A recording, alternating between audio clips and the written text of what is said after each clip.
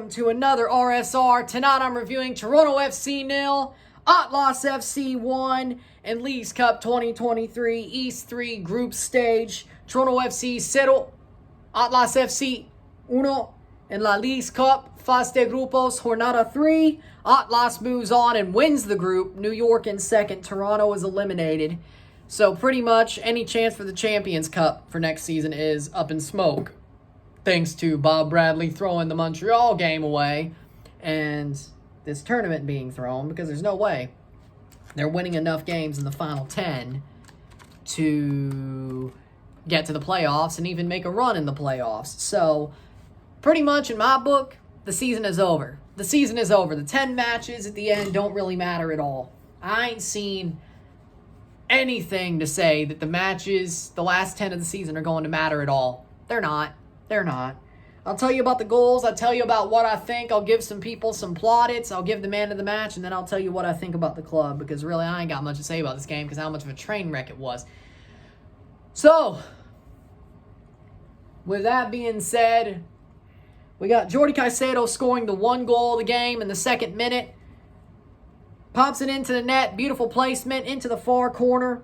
Makes it 1-0, 1-0 Atlas. That's the way we go into half. 0-1, 1-0. Full time as well, 1-0. 1-0. 0-1. Atlas wins in Toronto. At least it wasn't 5-0, but they have no really good forwards. They got rid of all their good players, and they still struggled, and we couldn't score a goal.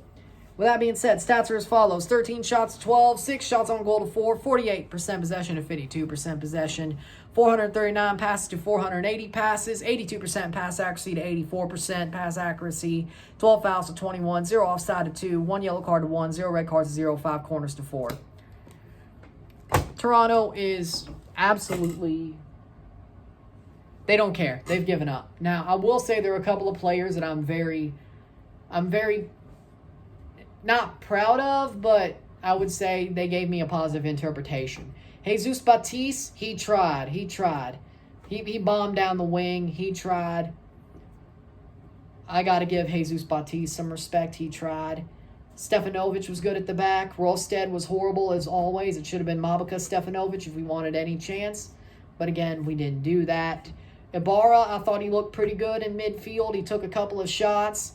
I respect it because, let's be honest, nobody has the balls to do it but him. Latif Blessing showed some heart until he cramped up, but he fought. He cared, which is more than I could say for anybody else on the team. Latif Blessing cared. So good for him. Good for Latif. He cared, and he fought. I got to give him respect. Oso, he was mid, but he wasn't bad. But Sean Johnson screwed up on that one goal. Rosted screwed up on it, and here we are. We're out.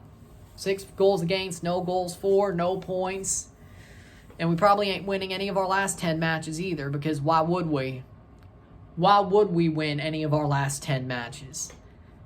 I don't see why. Man of the match for me was... man of the match for me was Camilo Vargas, because he did the most work for Atlas to win them this match, because he did have to make a couple of saves. So Camilo Vargas is man of the match. And for me personally, Atlas did just enough. They got the goal they needed, and then they didn't really care about how it went down, because as long as they won by 2, they lost by 2, drew or won, they would be going through. They had a lot of room just to let this go the way it had, and they got the goal, and they were like, okay, we're not losing by more than 2. I think everybody knew it. Hell, we didn't even think Toronto could score a goal, if we were being honest. I mean, yeah, the hope was there, but why would you hope, to be honest? I mean, what hope is even useful there, to be honest? And I hate it, because TFC... there was some players that fought hard. But again, doesn't matter when you're not doing enough to win the match. When you're a freaking joke of a club right now. They are a joke. I don't care what you say. This club is a joke right now. It's a freaking fracasso, fiasco, clown show, which I guess it's fitting. They got eliminated wearing the carnival kits then because, well...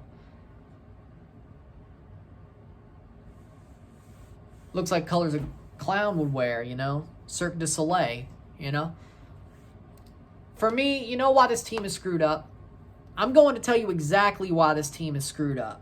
It comes from the head down. Bill Manning has no idea to run a football club. He has no idea how to run a football club. Simple as. He has an idea how to run the Argos, and he has an idea on how to run a club when you have a great academy, but here's the problem. Toronto doesn't have a great academy, and I can explain that to you right now. Toronto does not have a good academy because they do not want these players to leave Toronto.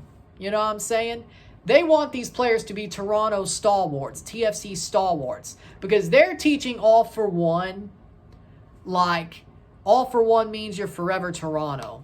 No, that's not what all for one means. All for one means you're fighting for this crest. When you're wearing this crest, you are fighting for this crest. You are trying to win games for this crest. You are fighting for the supporters. You are fighting for your brothers in arms. That's what all for one means. It doesn't mean be Toronto forever. And I think it's sort of a moment where if you look at every other academy in the GTA, you look at Sigma. Sigma has better opportunities at Forge than Toronto Academy does with TFC. Sigma and Bobby Smirniotis are going to give players a chance to do great things. Same as the Serbian White Eagles, Norval, Croatia, a lot of the Croatian academies, the Von Azzurri.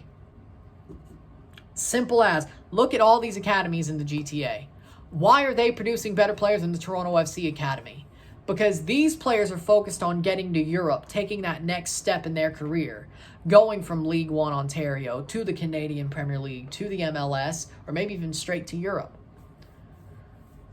They have a forward mindset. Most of the players that play for the academy want to be Toronto stars. They want to be MLS stars. They want to be Jonathan Osorio. And that's no slight against Jonathan, but Jonathan is a good player. Besides, he didn't play all the time at the Toronto Academy. He went down to Uruguay. He went down to Nacional. He went down to Nacional.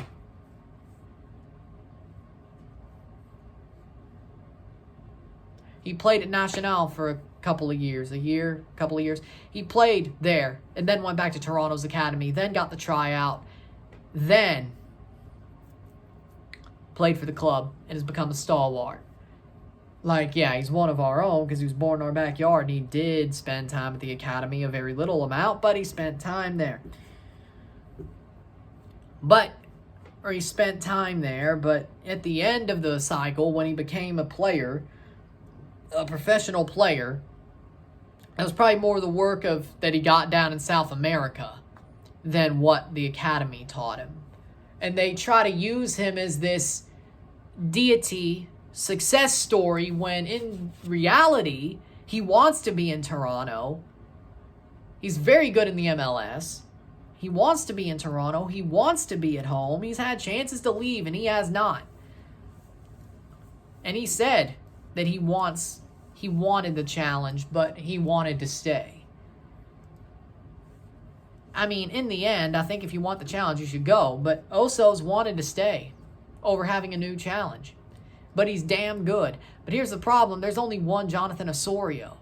Most of these academy players are getting sold a dream. They're getting sold a lie. They're getting sold, hey, you could be the next Jonathan Osorio. And they're like, yeah, we want that. We want to be Toronto Livers. It's not going to happen. Because if you're good, they're going to trade you. And if you're bad, well, you're still on the team because nobody wants you. And then by the time your contract ends and Toronto spits you out like a piece of chewed gum, you'll go to the CPL and have somewhat of an okay career. So, being a Toronto Academy player, the mentality's not right. In the academy and the club, but even in the academy, the mentality is not right. The mentality is you are all for one. That means you're forever Toronto. You should never want to move on. You should be like Jonathan Osorio. And I love Jonathan. I think he's a great player. But that's not the right mentality. If you want a successful club, you want a successful academy like the likes of RSL, Dallas, New York, and Red Bulls, both New York clubs, Red Bulls, and Seattle. Seattle's got a good academy. You need to realize that these players need to move up. You need to look through all the academies in the greater Toronto area and pick up the good players and coaches that make up those academies. You need to poach some players. Yes, it'll probably take 3 or 4 years to see the knock-on effects of it, but that works better than trying to get these players to think, oh, all for one, forever Toronto. Means forever Toronto. I want to be Oso. It never works. By the way, most of the managers in the academy do not play the way the team plays on the main level. From the U9s to TFC2, they all should play the same way as the main club plays. Whoever that manager is. They should not be saying, oh, I want to play a 4-4-2, a 4-2-3-1. I don't want to play a 4-3-3. I've seen during the Bradley era. I've seen during late Vanny era. They didn't play the 4-3-3. They didn't play the way Vanny wanted. They couldn't play the way Armas wanted because they didn't play academy football at that point. I don't think they played until they got back. They didn't play the way Perez played because interim. They didn't play the way Bradley played because Bradley really didn't even have a system. He just had 4-4 or 4-3-3. So I guess you can't blame them there, but when you throw these players in, at least when Bradley was in and Armas was in, Munoz played the way Armas wanted at TFC2, and they played pretty well that year. And then Samini played the way Bradley wanted, and they did well last year. This year, they're starting to get a bit better, but they're out of the playoff hunt, more or less. So, you're basically saying that this game it's not working. The academy system is flawed. That's the second problem. Bill Manning is the head of the fish. He's rotting. I have no problem with Jason Hernandez. He's doing what he's got to do to try to help us. I actually think Jason's done a pretty good job since he's been put in as GM, so I don't have a problem with Jason. Then the academy is a complete shambles, and then we're getting out-scouted like a mug. There's a reason we draft better than picking up our own academy players. You know why our best players are normally our drafted players? Because we draft really well. Just imagine if we didn't draft well, what would happen to us if our academy was crap. Just imagine. Just imagine. Because if we didn't draft well, we'd be screwed. We'd be up the creek without the paddle. So, suffice it to say, the academy needs a whole reboot. The mentality of the team needs a whole reboot because the mentality's screwed up. They've given up. They gave up before the Leagues Cup. They didn't even try against New York. Then they gave up even more, and then they gave up today. Because look at the 11 they put out. Yeah, the youth tried, but again, just wasn't meant to be. So the mentality of the club needs a whole clean out. Terry Dunfield is way too nice of a man to be a manager. I know he's an interim. But Terry Dunfield is a saint. He's a good guy. Good U17 manager, because I think in the academy you have to be nice because you're kind of walking a fine line, because if you're a complete general, a DI, a drill instructor as a manager, the parents are going to get pissed off at you and they won't like you. Which, if you're getting results, they're good footballers. But mind you, Terry's up there. He's a nice dude. Helps for the academy, I guess, because trying to learn it the sunshine and roses way, but I guess not. So, but again, I like Terry. I think he's a good, as a player, as a person, I like Terry. I think he's a good guy. I think he's somebody you can have a beer with and talk about the game with and have fun. I think that. He's a good commentator as well, but he's not a manager. He is not a pro manager. Maybe an assistant. Maybe you need that good cop. If you have a general of a manager, maybe you need that good cop like Terry, but not as the main guy. He's like the deputy. He's the shotgun rider. He's the deputy, the co-pilot, whatever you want to call it. That's what he is at best. But he ain't no manager. He's too nice. You need a manager who's going to tell these players how shit they are when they're shit and how good they are when they're good. Tell them when they got a good result. Tell them when they got lucky to get a point. And tell them when they got lucky to even win. And tell them how shit they were when they lost.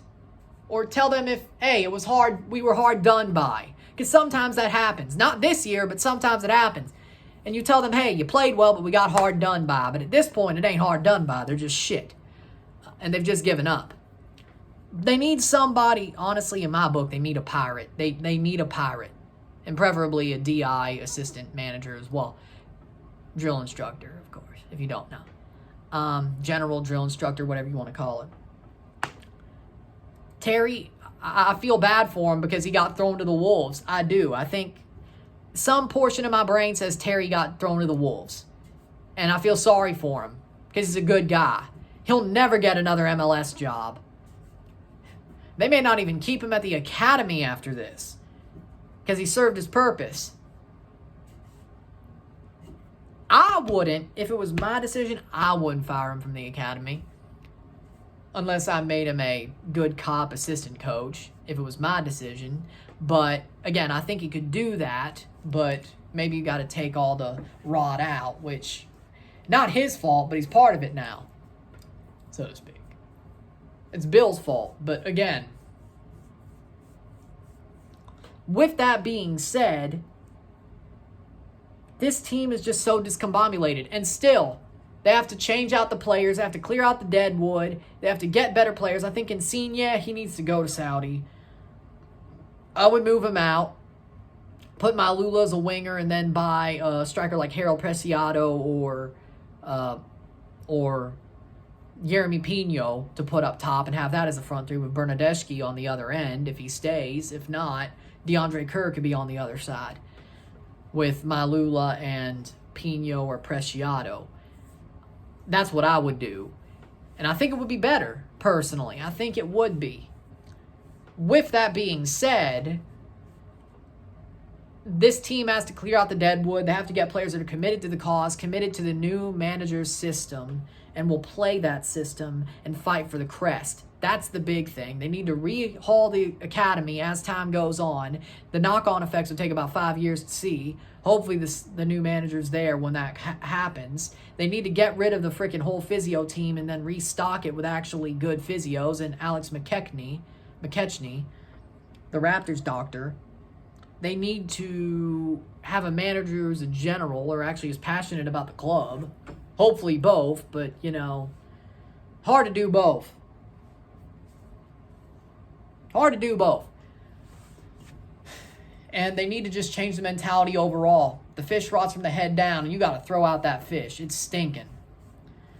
So before I end, I got a little bit of a song to sing about the end of this season to wave goodbye to the Toronto FC ship of hope, so to speak. The good days have come and passed. The trophy gleam will never last. Wake me up when the season ends. Like the cup has come and passed. 6 years have gone so fast. Wake me up when the season ends. With that being said, if you like this video, like it, share, subscribe. You know what it is. Tell your friends. Hit that like button. Hit that subscribe button. Hit that bell notification once subscribe. Send super chats on the live streams. Comment on this video. Put it to playlist. Share it with friends and family. All that great stuff. I will see you tomorrow. If you're a Dynasty star, for Run It Back for July of 2023.